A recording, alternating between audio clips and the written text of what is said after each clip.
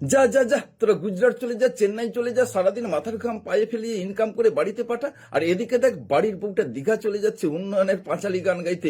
দীক্ষা নিতে কোন হোটেলে দীক্ষা নিচ্ছে, কতক্ষণ দীক্ষা নিচ্ছে জানি না। বাড়িতে ফিরে এসে দেখিস বউটাকে যেন গায়নও দেখাতে না হয়। আপনারা নিজেরাই শুনলেন যে কি ধরনের কুৎসিত জঘন্য নারী বিদ্বেষী মন্তব্যই বিজেপি নেতা করলেন, এবং যেই অসম্মান করলেন আর কেউ নন, খোদ এ রাজ্যের যিনি বিরোধী দলনেতা, তার সবচেয়ে ঘনিষ্ঠ বলে পরিচিত নন্দীগ্রাম তমলুক সাংগঠনিক জেলা, সেই জেলার ভারতীয় জনতা পার্টির নেতা, নন্দীগ্রাম 2 ব্লকের বাসিন্দা প্রলয় পাল।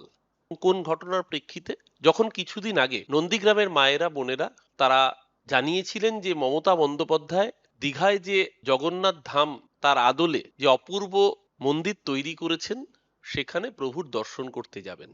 যে কুৎসিত নোংরা ভিডিও ভাইরাল হয়েছে সমাজ মাধ্যমে, সারা ভারতবর্ষের মানুষ দেখেছেন যে কিভাবে মেয়েদের সাথে অশ্লীলতম ব্যবহার করা হয়েছে। বিজেপি নেতারা একের পর এক নারীদের অসম্মান করার কাজে ধরা পড়েছেন। শুধু তাই না, এ রাজ্যের বুকে উত্তরবঙ্গের বিজেপি কার্যালয়ে বিজেপি সহকর্মীকে ধর্ষণ করতে গিয়ে বিজেপি নেতার বিরুদ্ধে অভিযোগ হয়েছে।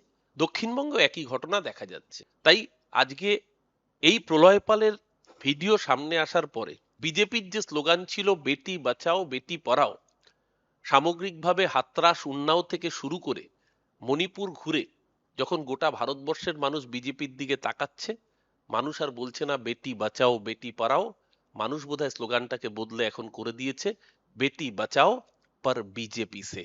গোটা দেশ, গোটা রাজ্য এবং নন্দীগ্রামে বিজেপির চেহারাটা যে বিচ্ছিন্ন কিছু নয়, বিজেপি মানেই নারী বিদ্বেষী, সেটা আবারও এই ভিডিওর পরে প্রমাণিত।